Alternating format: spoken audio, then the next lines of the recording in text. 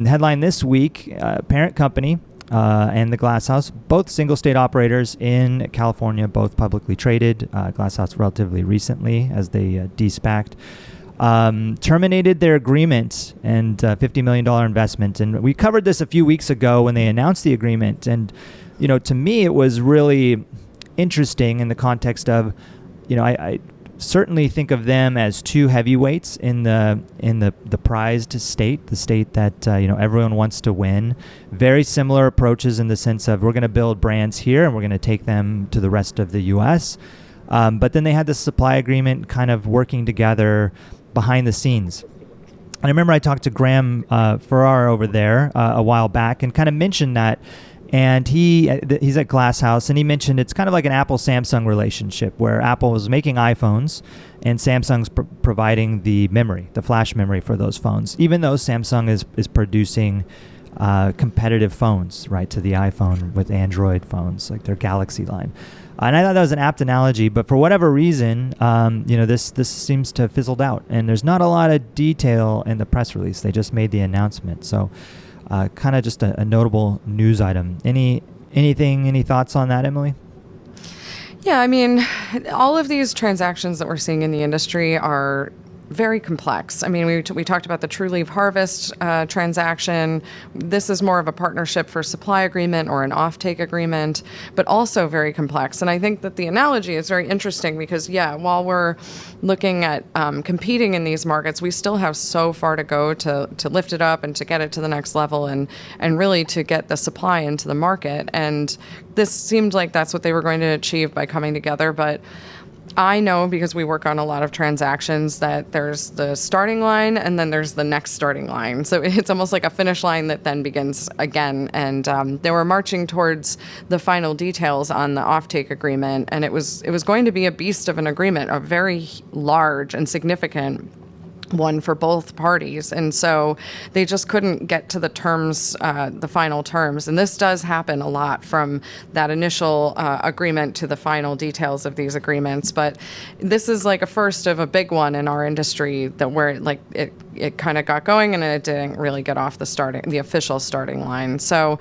we know this will happen time and time again. But I think it's just a reflection on how big and complex these deals are and what it really means to both sides. I also think that maybe it was a little early for that agreement. Both companies had just gone through, parent company had de-SPACed, Glass House just de-SPACed. And so it's like you're going through these steps. And so maybe it's a walk, not run kind of a thing. Maybe they revisit it down the line or maybe not. Maybe they decided they want to compete more than they do want to be kind of in the same boat together. So it is interesting. It's nothing's ever easy, and I think this is just one example of it, but we'll see what comes next. I think everything else is just conjecture, but that's just where I'm thinking on what happened there.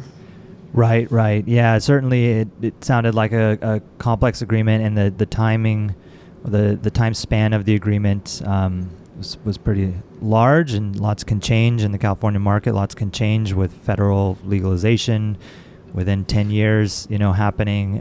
So maybe that was a portion of it. Maybe they're set up to be more competitive. Yeah, we can guess at it, but I'll keep watching for news to kind of see, as I do think it's pretty interesting given their scale and what they're both trying to accomplish in the California market, and see how. Yeah, I mean, one thing I'll say is I spend a lot of. I mean, we're based in San Francisco. Yesterday I just drove up and down the state for 10 hours doing site visits, and I feel like there's what I'm hearing, and this is something that we've seen time and time again. I'm hearing that there's going to be a lot of supply coming online this year.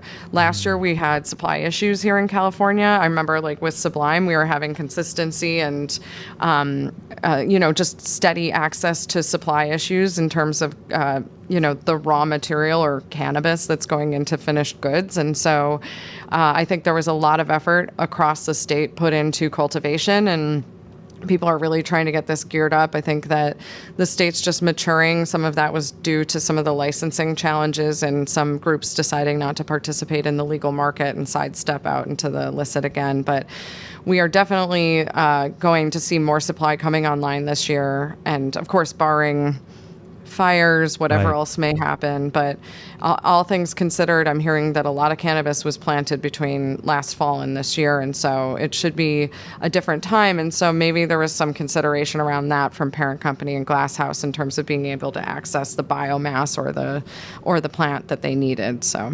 Yeah, that's a fair point. And here at Headset, we can watch kind of inventory levels and see supply and like availability. So that'll be something maybe we can follow up on from both brands to see, what does the inventory carry at retail look like, and are they able to meet the demand? Because I think you're right.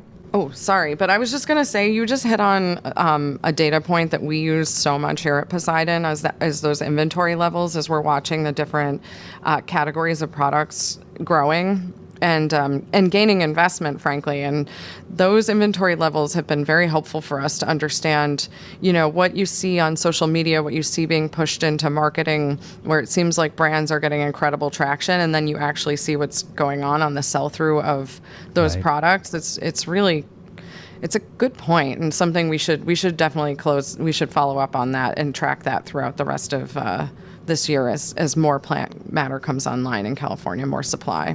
Right. And for the outdoor, is there like a harvest period coming up? I guess, is that more towards the tail end of the year, right, when that will be available?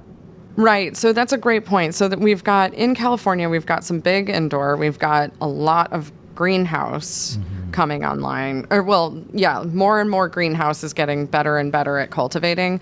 I think there was a lot of challenge in operating greenhouse cultivation because it's not easy. But so there will be more and more of that coming online, and that'll be a steady stream. But then the outdoor, there are some groups that do an auto flower cycle which basically has already started. So that will be coming very soon. And then you've got the photo period that will be coming off usually in October or November, I think. So, you start to see the supply building up in the fall is really when we've seen the bigger. But, I know we don't have an efficient commodities market here or an exchange yet. There are different platforms that try to do that, like Confident Cannabis is one. But, I think that they try to streamline the access to being able to procure the plant. And so I think that what I have seen is that a lot of the growers will, when that supply does hit the market, obviously the price goes down. We're talking classic macroeconomics. And some of the cultivators will hold that product back to retain better pricing later in the year. Interesting. So they're definitely watching that very carefully, because why would you sell it for $900 when you can sell it for $1,400 in like 3 months? So got to be smart about when you're selling your good flower. Great. Well, all great points, Emily, and it will be interesting to follow, and certainly I think that'd be something that our listeners would like to hear. So we'll make a note to do that. Listen to High Rise on all major streaming platforms and watch the visual on YouTube.